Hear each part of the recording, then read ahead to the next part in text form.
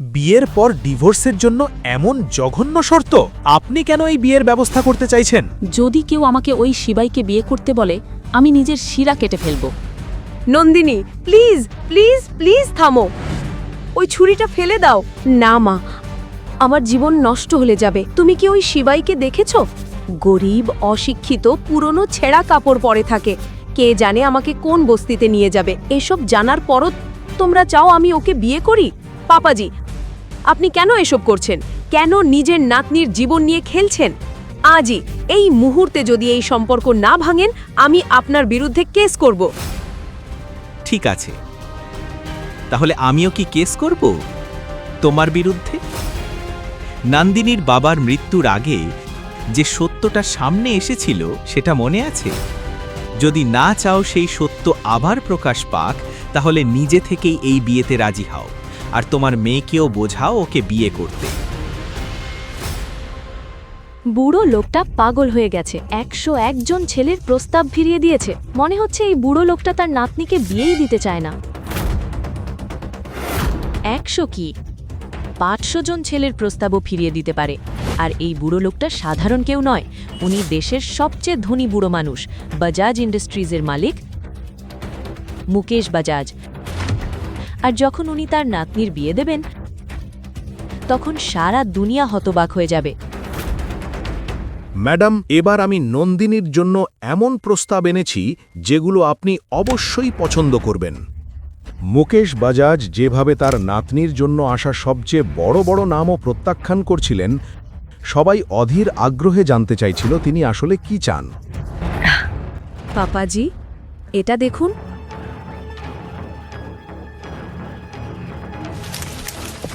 আমার নাতনির জন্য এমন ছেলেদের নিয়ে আসো, বেরিয়ে যাও। পাপাজি, আপনি কি চান আমার মেয়ে সারা জীবন অবিবাহিত থাকুক? এত প্রস্তাব আসছে, আপনি সবাইকে ফিরিয়ে দিচ্ছেন কেন? সমস্যা কি? এই ছেলেদের কেউই আমাদের নন্দিনীর যোগ্য নয়। যখন নন্দিনীর যোগ্য কোনো ছেলে পাওয়া যাবে, তখনই ওর বিয়ে হবে। আচ্ছা, যোগ্য নয়?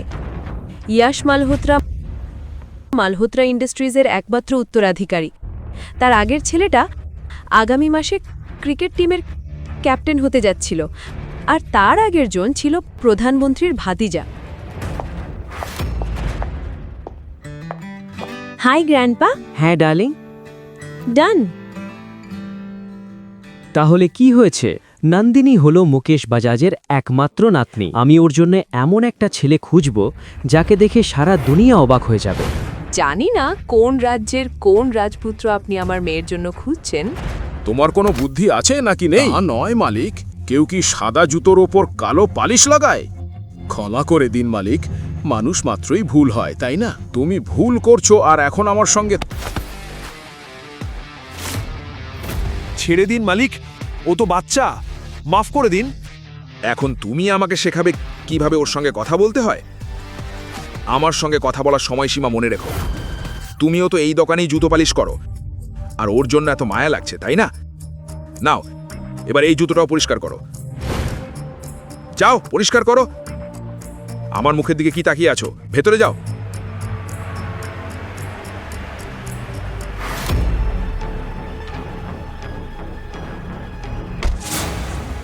মুকেশজি, আমি কিভাবে সাহায্য করতে পারি? শিবয়, আমি মুকেশ বাজাজ, শহরের সবচেয়ে বড় কনস্ট্রাকশন কোম্পানি বাজাজ কনস্ট্রাকশনের মালিক। শিবয়, দয়া করে আমার নাতনি নন্দিনীকে বিয়ে করো।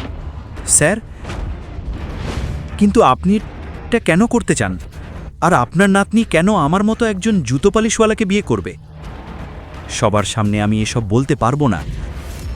দয়া করে আমার সঙ্গে আসো। শিবয়, আমি জানি তুমি আসলে কে, আর এটাও জানি তুমি কেন জুতো পালিশওয়ালার মতো জীবন কাটাও। কি? কিন্তু আপনি এসব বাকি সব কিছু এই কাগজে লেখা আছে।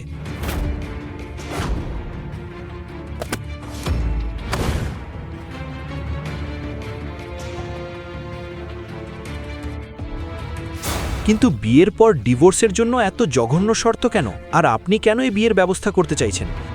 আর আপনি আমার সম্পর্কে সব জানেন কিভাবে? বিয়ের পর সবকিছু জানতে পারবে। নিজের গোপন রহস্য লুকানোর জন্য শিবাইকে এই বিয়েতে রাজি হতে হয়।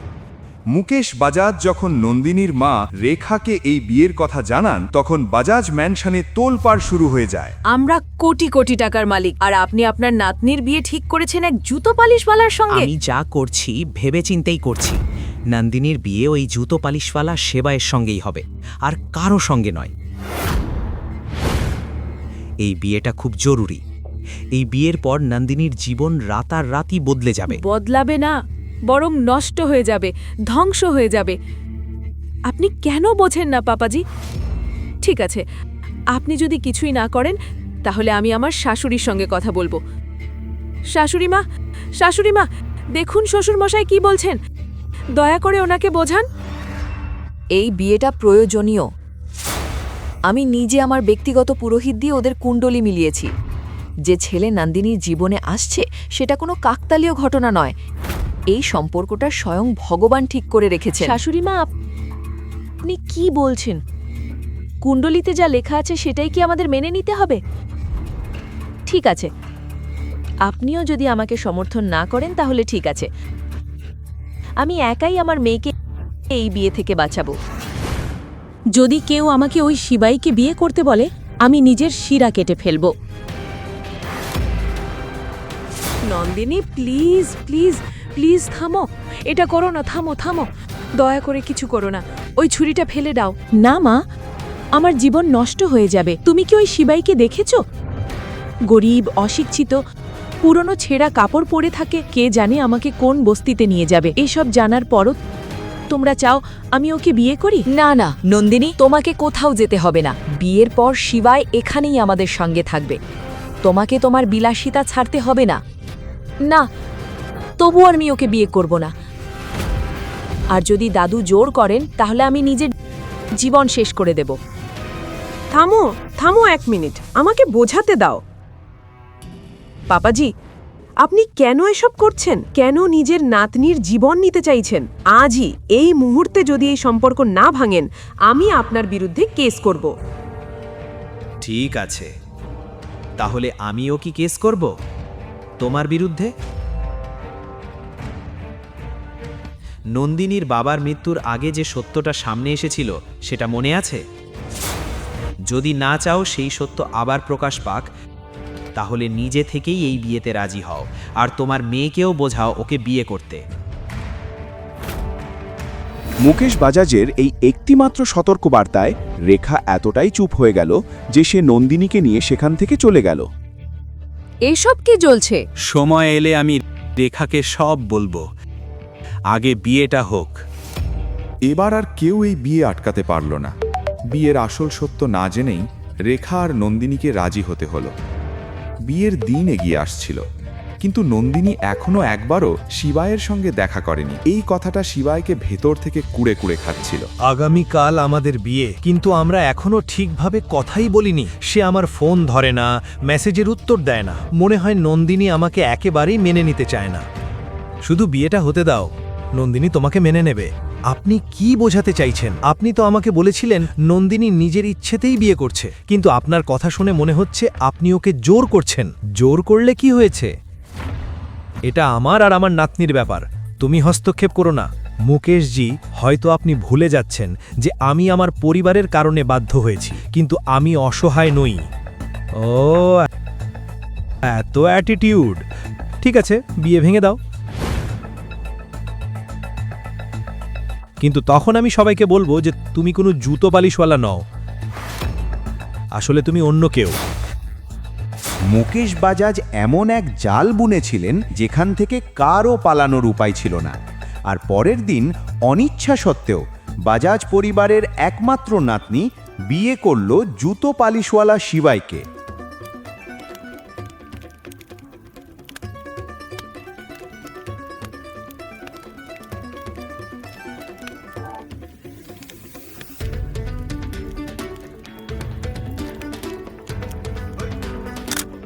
এবার দয়া করে বলুন, কেন আপনি আমাদের দুজনকে এই সম্পর্কে বেঁধে দিলেন? বলুন, আমার জীবন নষ্ট করে আপনি কি পেলেন? মা, আমি তোমার বিয়ে দিয়েছি কারণ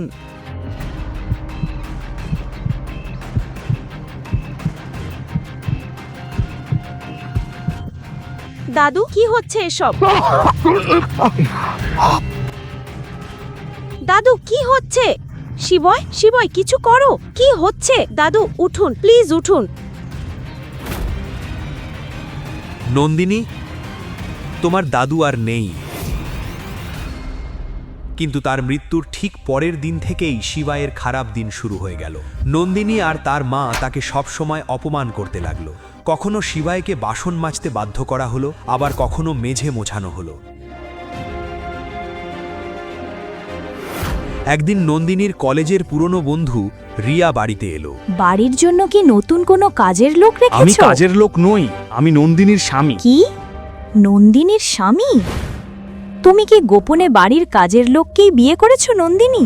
হ্যাঁ হ্যাঁ, খুব হাসির কথা। আমার ভাগ্য নিয়ে হাসা বন্ধ করো। এই গরিবটাকে ডিভোর্স দাও না কেন? দাদু এমন শর্ত দেখে গেছে যে আমি ওকে ডিভোর্স দিতে পারি না। ছাড়ো, এমনিতেই এই দুর্ভাগ্য এসেছে, দাদুও চলে গেছে, আর কোম্পানির অবস্থা এত খারাপ যে বলতেও পারছি না। তুমি জানো আমার খুব তাড়াতাড়ি 5 কোটি টাকা দরকার। ও, তাহলে ইয়াশের সঙ্গে কথা বলছো না কেন? আমাদের কলেজের বন্ধু, এখন সে ইন্ডেস গ্রুপের মালিক। আর মনে আছে তো, কলেজ থেকেই ওর তোমার প্রতি আলাদা ফিলিং ছিল। ঠিকই। ইয়াশ আগেও ছোটখাটো ব্যাপারে নন্দিনীকে সাহায্য করেছিল। বিশেষ বিষয়টা ছিল নন্দিনী জানতো যে সাহায্যের আড়ালে ইয়াশ তার সঙ্গে ফ্লার্ট করত আর তার প্রতি খারাপ উদ্দেশ্য ছিল। তবুও নিজের ক্যারিয়ার এগোনোর জন্য সে সব উপেক্ষা করে ইয়াশের সাহায্য নিতে থাকত। যখন নন্দিনীর ইয়াশের সঙ্গে মিটিং ঠিক হলো, সেবাই গাড়ি চালিয়ে তাকে অফিসে নিয়ে গেল। হ্যালো নন্দিনী,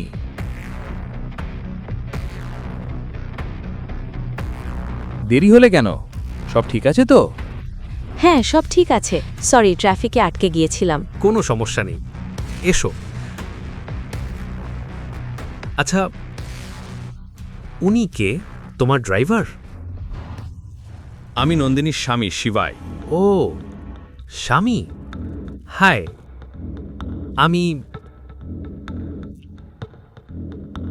আমি দুঃখিত শিবায়, আসলে আমি জানতাম না।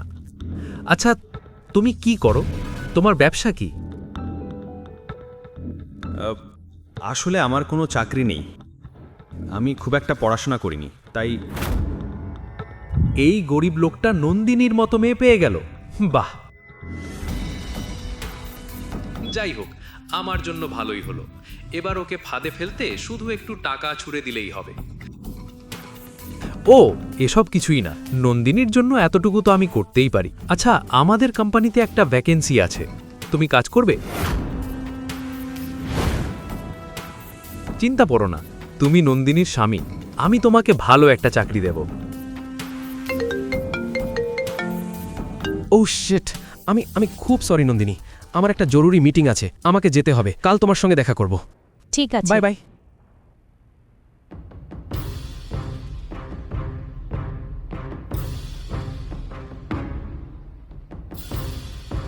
ওকে বলার কি দরকার ছিল যে তুমি আমার স্বামী, আর তুমি যে বেকার সেটাও বলে দিলে? এসব বললে, কিন্তু যখন ও তোমাকে চাকরির অফার দিল তখন কেন রাজি হলে না?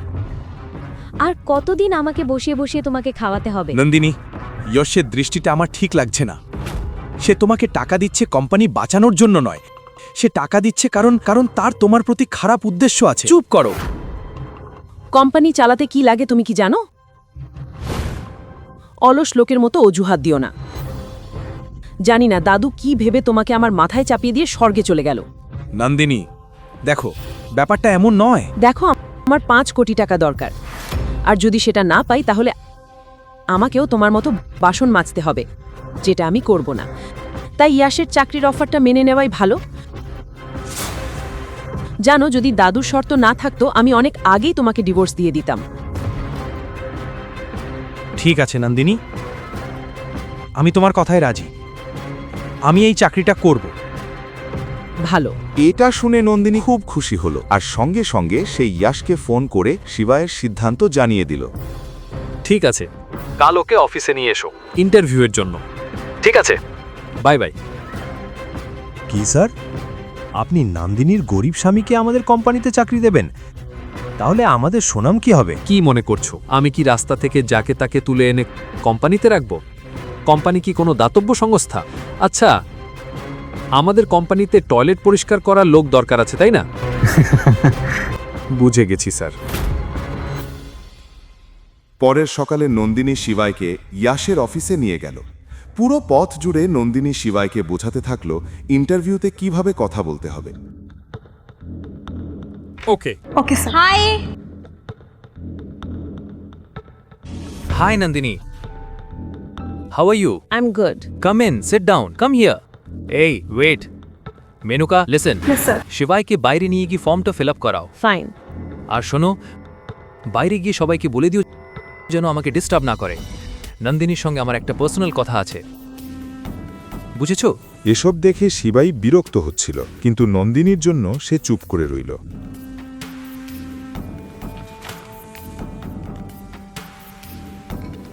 নাও, এখানে নিজের ডিটেলস ভরো আর এখানে সাইন করো। ম্যাম, আমি এখানে কোথায় সাইন করব? তুমি কি অশিক্ষিত? দেখতে পাও না এখানে সাইন করতে হবে।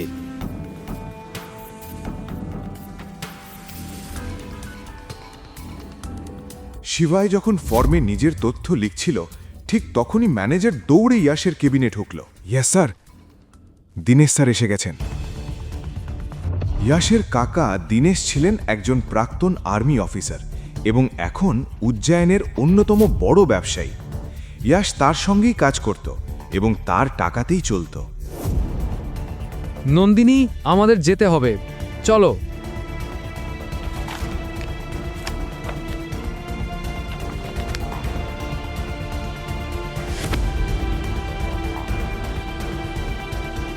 ম্যানার্স, তুমি কি অন্ধ?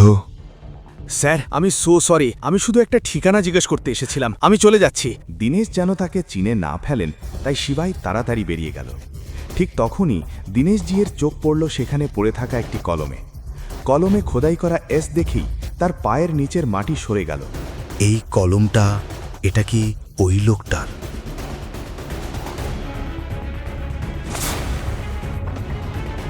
মিস্টার শিবাই, 3 বছর ধরে কোথায় ছিলেন আপনি? আমাদের কোম্পানি কিনতে এসেছেন নাকি?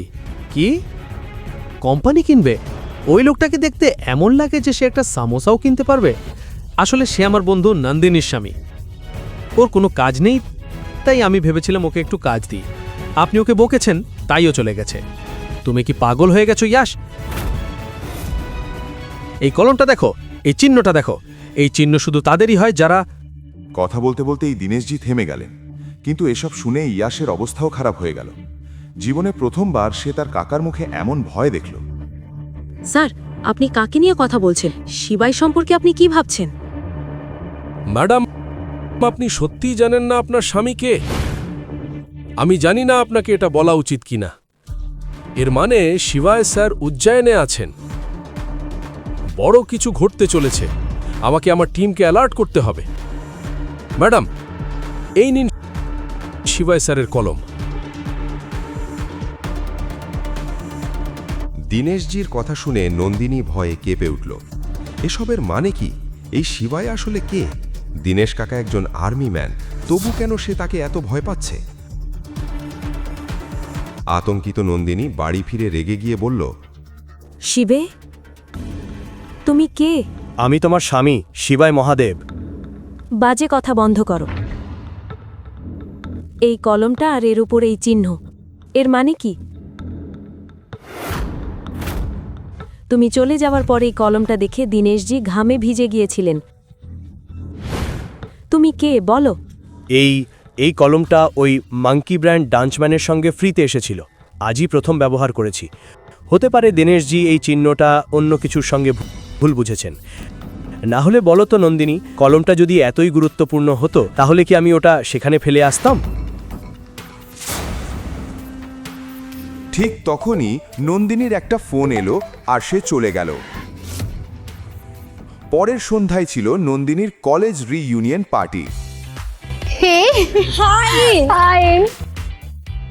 নন্দিনী, তুমি আজ খুব সুন্দর লাগছো, কিন্তু এত তাড়াহুড়ো ছিল যে গয়না পরতে ভুলে গেলে। ও সরি, ভুলেই গিয়েছিলাম।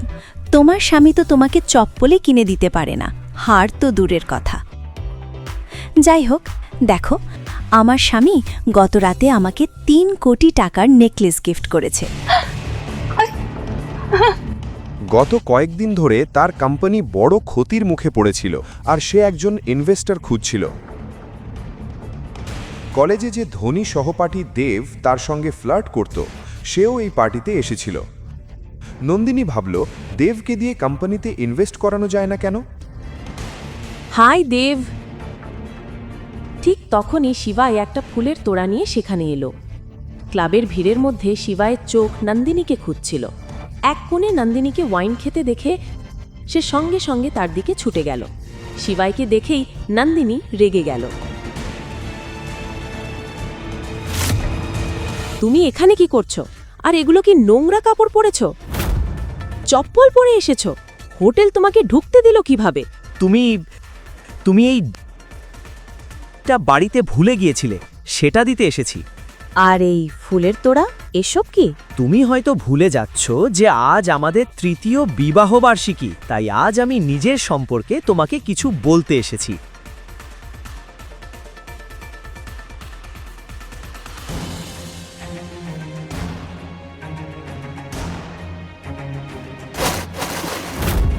সেখানে দাঁড়িয়ে থাকা প্রত্যেকটা মানুষ এখন শিবায়, দেব আর নন্দিনীর দিকে তাকিয়েছিল। Let's dance. নন্দিনী, একবার আমার কথা শোনো, আমি তোমাকে পুরো সত্য যা বলবো। এই ফুলগুলো দেখছো? আমার জীবনে তোমার মূল্য ঠিক এরকমই। এখান থেকে বেরিয়ে যাও, বেরিয়ে যাও। নন্দিনী, আমার সঙ্গে চলো। হেই, এত হইচই কেন মান? Nandini, baby relax. তোমার স্বামী কোনো কাজের না, আমি আছি। বলো কত টাকা চাই? 1 কোটি, 2 কোটি, না 10 কোটি? দেব, তুমি কি আমাকে সাহায্য করবে? অফকোর্স করব। তুমি তো আমার বন্ধু। কিন্তু একটা শর্ত আছে, 2 কোটির জন্য সারা সন্ধে আমার কোলে বসে থাকতে হবে, আর 10 কোটির জন্য 1 রাত আমাকে দিতে হবে। বলো, রাজি?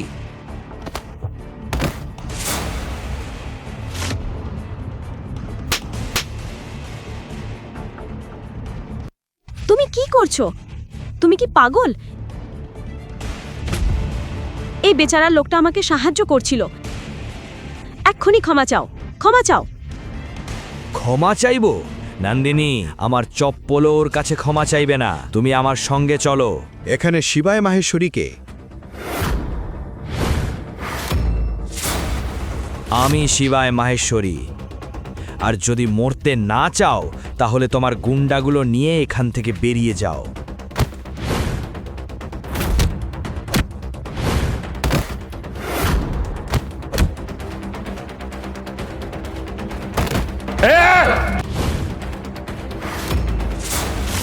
এই ছেলে মানুষই খেলা বন্ধ করো। একজন নয়, তোমরা সবাই একসঙ্গে এসো। মহাকালের কসম, আজ কেউ নিজের পায়ে হেঁটে ফিরে যাবে না।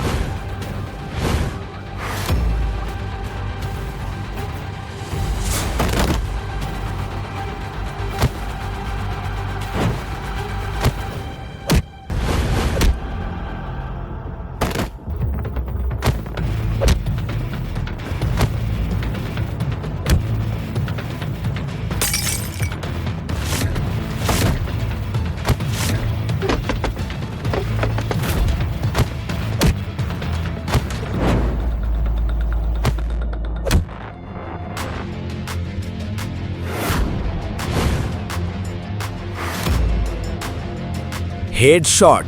কি ধরনের স্কোয়াড পাঠিয়েছো? সব ম্যাচস্টিকের মতো পড়ে আছে। কি? ওরাই তো আমার সবচেয়ে ভয়ঙ্কর লোক ছিল। আমি নিজেই ওখানে যাচ্ছি। কি? হেডশট?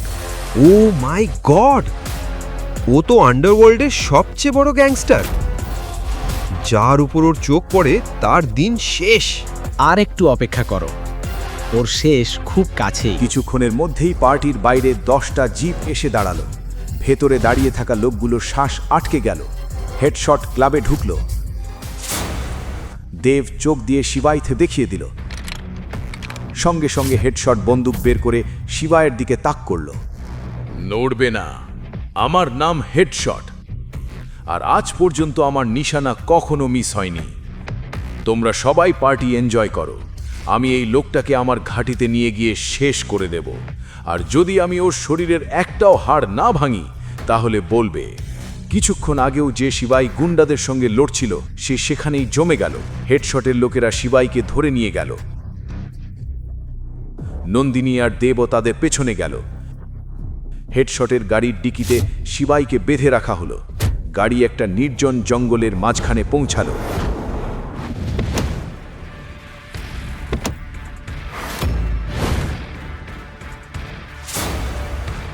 ডিকি খুলতেই সবার মুখ ফ্যাকাশে হয়ে গেল। শিবাই সেখানে নেই।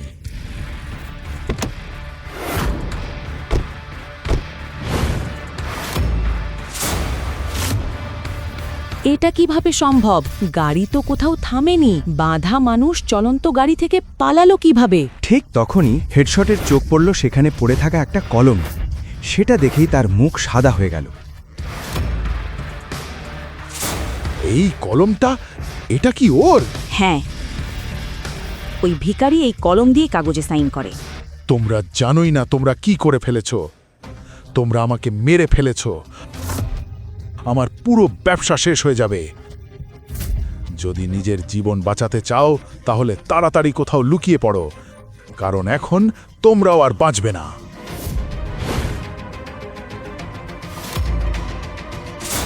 গল্পের বাকি অংশ জানতে দেখুন পরের এপিসোড শুধু পকেট এফএম-এর ইউটিউব চ্যানেলে। আর শিবায় এক বিনাশকের সব এপিসোড শুনতে বর্ণনায় দেওয়া লিঙ্ক থেকে পকেট এফএম অ্যাপ ডাউনলোড করুন।